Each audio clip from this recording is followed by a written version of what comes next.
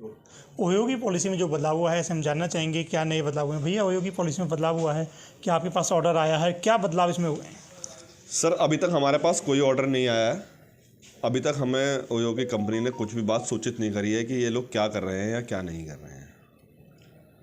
अच्छा, ये बताइए, जैसे इसमें नए टर्म्स अभी तक जो चल रहे हैं कि क्या कहते हैं, कपल्स को ही एंट्री मिलेगी। अगर अभी तक की बात करें तो किस तरीके से आप लोग यहाँ पर अभी तक रूम में एंट्री देते हैं? सर, हम लोग प्रॉपर आईडी लेते हैं, आईडी पे साइन कराते हैं, कस्टमर का फ़ोन नंबर दिलवाते हैं, तब हम रूम में पाते हैं। ऐसे हमारे साथ कुछ और यूथ भी हैं, उनसे इसका आप पक्ष जानना चाहेंगे। ये बताइए कि ओयो को लेकर एक नई पॉलिसी जारी हुई है जो काफ़ी चर्चाओं में केंद्र है, और ओयो को लेकर तो सोशल मीडिया पर हमेशा चर्चा का केंद्र रहता है। एज ए स्टूडेंट आप इस पॉलिसी को कैसे देखते हैं? सर, मैं एज ए स्टूडेंट इस पॉलिसी को थोड़ा ठीक भी मानती हूँ और थोड़ा गलत भी मानती हूँ, क्योंकि कुछ लोगों को काफ़ी नीड होती है प्राइवेसी की भी, और कुछ स्टूडेंट्स भी आते हैं बाहर से पेपर वगैरह देने के लिए जो स्टे करते हैं रूम्स वगैरह पर, तो उन्हें इस चीज़ की आवश्यकता है। बट अगर मैं बात करूँ थोड़े फ़ायदे की, तो स्टूडेंट्स अगर आ रहे हैं कॉलेजेस स्कूल्स, तो इस बहाने से ओयो में ही स्टे कर रहे हैं, तो इससे उनका थोड़ा पढ़ाई में से ध्यान हट रहा है, तो शायद स्टूडेंट्स के लिए थोड़ा ठीक भी है। और अगर प्राइवेसी की बात करूँ तो इस प्राइवेसी के लिए मतलब जो लोग बाहर से आ रहे हैं या स्टे करना चाह रहे हैं या अनमैरिड कपल को रूम्स चाहिए या फिर प्राइवेसी चाहिए, तो उनके लिए थोड़ा सही भी है। गली क्या कहना चाहेंगे अक्षय वैसला? ओयो को लेकर एक नया नियम आ गया है। ओयो तो हमेशा ही सोशल मीडिया पर चर्चा का केंद्र रहता है।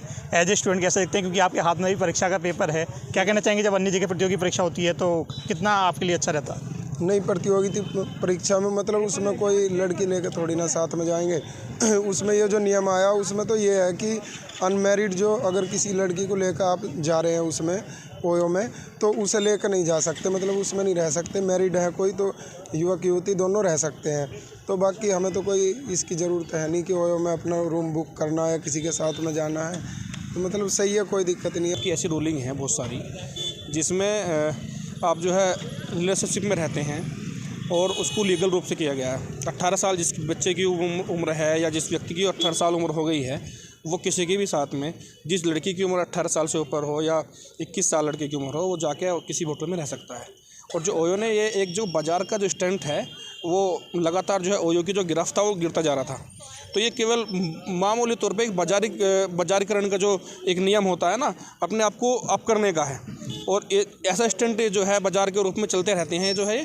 और जो इन्होंने कहा है कि भाई रहने की मैरिड रहेंगे जो है, और शायद मुझे ये मालूम हुआ था कि कुछ ज़िले के लिए खास रूप से किया है, मेरिट को ही केंद्रित किया गया है। हाँ, तो ये बिल्कुल गलत है। और अगर कोई भी नियम लागू होता है, वो नियम जो है राज्य के ऊपर लागू होता है, स्टेट के ऊपर लागू होता है, देश के ऊपर लागू होता है। जहाँ पे भी है सभी जगह नियम सेम होने चाहिए। बिल्कुल गलत नियम है ये जो है, और ये केवल एक बाज़ार को अपने आप में प्रदर्शित करने के लिए इन्होंने एक ऐसा कदम उठाया कि जिससे जो है जो मेरा डाउनफॉल चल रहा था उसको जो है अप किया है इन्होंने बस।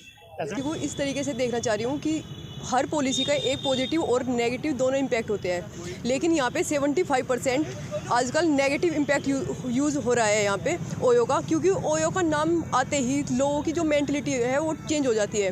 वो सोचते हैं कि वहाँ पे मतलब कुछ मतलब अलग तरीके का ही काम किया जाता है, लेकिन वो इस तरीके पर्पज़ से नहीं सोचते कि मतलब अगर ओयो ना होगे तो मतलब जो कोई लड़की अपने फ्रेंड, अपने पेरेंट्स, अपने फादर या फिर मतलब कोई बिजनेसमैन वो अपने पार्टनरशिप फर्म में ऐड है और पार्टनर के साथ कहीं जा रहा है, वहाँ पे लेट हो गया और रात को स्टे करने के लिए वो वहाँ पे रुका, तो वो कहाँ जाएगा? अगर कोई भी सोचते हैं कि अनमेरिड कपल भाई कुछ ऐसी पॉलिसी लेके आओ ना जिससे सब चेंज हो जाए, पेरेंट्स को भी सेटिस्फेक्शन मिल जाए और जो वहाँ पे रुकने वाले हैं, स्टे करने वाली जो जनरेशन है उसको भी मतलब यूज़फुल हो उसके लिए भी। तो इसलिए मैं सोचती हूँ कि गवर्नमेंट को एक ऐसा वो करना चाहिए जिसमें आइडेंटिफिकेशन लेनी चाहिए, जैसे पेरेंट्स का, मम्मी पापा का आधार कार्ड, जिससे पेरेंट्स सेटिस्फाई रहे और ओयो वाले भी सेटिस्फाई रहे कि वे अपनी पेरेंट्स की मर्ज़ी से ही यहाँ पे रुक रहे हैं। 2 मकान में 3 मकान में परमिशन किसने दी? उन्होंने दी ना, और वे खुद ही अपने नियम जो है बना रहे हैं। 2013 से 2025 आ चुका, आज तक उन्हें याद नहीं आया कि वो ये होटल में एंट्री किसकी देनी है।